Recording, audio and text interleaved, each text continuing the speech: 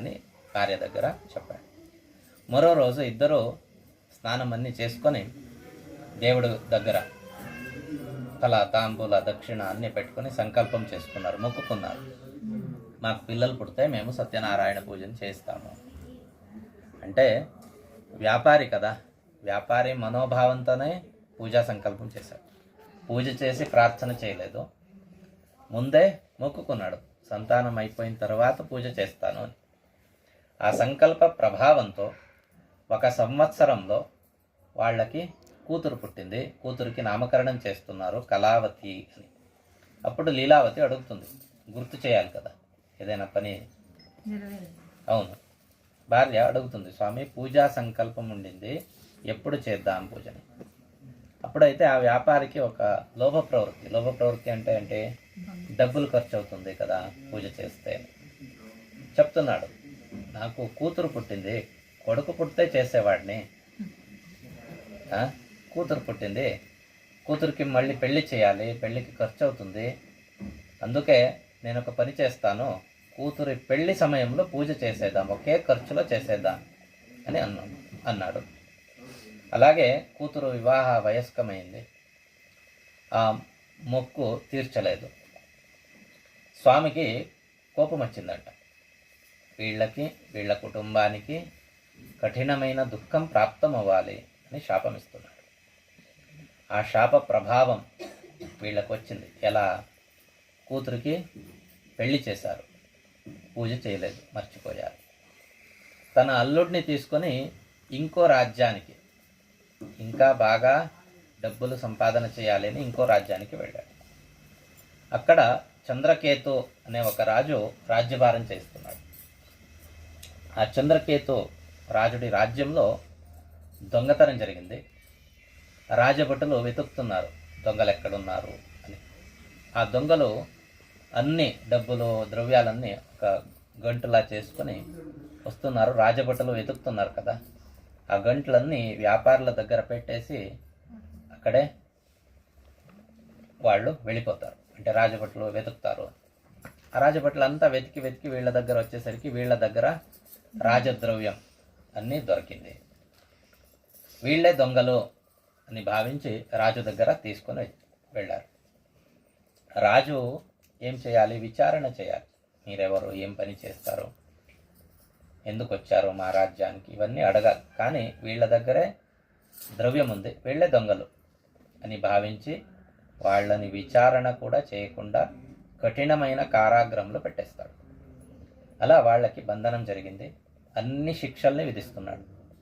మా రాజ్యంలో ఏ ఏ కఠిన శిక్షలు ఉన్నాయో అవన్నీ ఇచ్చేసేయండి వాళ్ళకి. అలాగే కళావతి, లీలావతి ఉండే ఇంట్లో కూడా దొంగలు వచ్చి అన్నీ తీసుకెళ్ళిపోయారు. వాళ్ళ పరిస్థితి రోజు అన్నం కోసం ఇంటింటి పని చేస్తూ భిక్షాటన చేస్తూ ఉండేవాళ్ళు. ఒకరోజు కళావతి కూతురు ఒకరింటికి భిక్ష కోసం వెళ్ళింది. అక్కడ పూజ జరుగుతుంది, సత్యనారాయణ పూజ జరుగుతుంది. పూజ అన్నీ అయిపోయిన తర్వాత ప్రసాదం ఇస్తారు, ముందుగా ఇవ్వరు. అవునా? ముందుగా ఇస్తారా ప్రసాదం? లేదు. నీ పని ఏముందో అన్నీ చూసుకొని రా, తర్వాత ఇస్తాను, అలాగే అంటారు కదా. అన్ని పూజ అయిపోయిన తర్వాత ప్రసాదం ఇస్తారు అనే ఆశతో అక్కడే కూర్చొని పూజ అంతా చూసి తీర్థ ప్రసాదం తీసుకొని కొంచెం ప్రసాదం మిగిల్చుకొని తన అమ్మకి కూడా తీసుకొని వచ్చింది. లీలావతి ఆ ప్రసాదం తీసుకొని బుద్ధి వచ్చిందంట. మనం కూడా ఈ పూజా సంకల్పం చేసుకున్నాము, కానీ ఇంతవరకు ఈ పూజని చేయలేదు, అందుకే మాకు ఇలా కష్టాలు వస్తున్నాయి.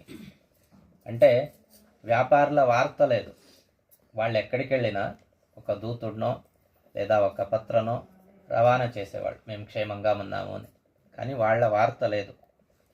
వాళ్ళకు కూడా కష్టం వచ్చింది అని భావించి మా కష్టాలన్నీ దూరమైపోవాలి స్వామి, వ్యాపారులు క్షేమంగా తిరిగి రావాలి అనే సంకల్పంతో వాళ్ళిద్దరూ సత్యనారాయణ పూజ చేశారు. దాంతో సంతుష్టుడయ్యాడంట సత్యనారాయణ స్వామి. ఇప్పుడైనా నన్ను పూజ చేశారు. ఆ చంద్రకేతు రాజుడి కలలో వెళ్ళి చెప్తున్నాడు, నువ్వు బంధనం చేసిన ఆ వ్యాపారులిద్దరిని బంధనముక్తనం చేసే, లేదంటే నిన్ను నీ రాజ్యాన్ని నాశనం చేయిస్తాను. రాజుడికి భయం వచ్చింది.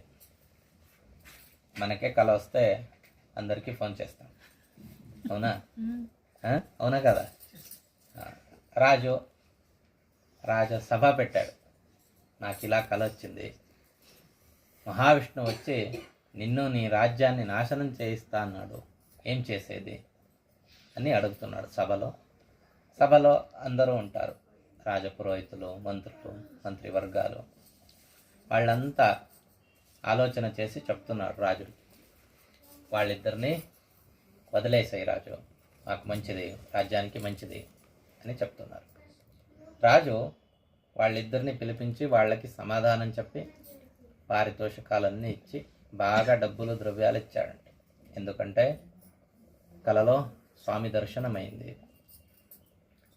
ఆ డబ్బులు, రాజు ఇచ్చిన అన్ని డబ్బులు, ద్రవ్యాలు, ధాన్యాలు అన్నీ ఒక్కొక్క నావలో వేసుకొని వాళ్ళు అక్కడి నుంచి వస్తున్నారు. నదీ ప్రయాణం అప్పుడు అక్కడి నుంచి బయలుదేరారు వ్యాపారులు. ఇంతటికి సత్యనారాయణ వ్రతంలో 3వ అధ్యాయం సమాప్తం అవుతుంది.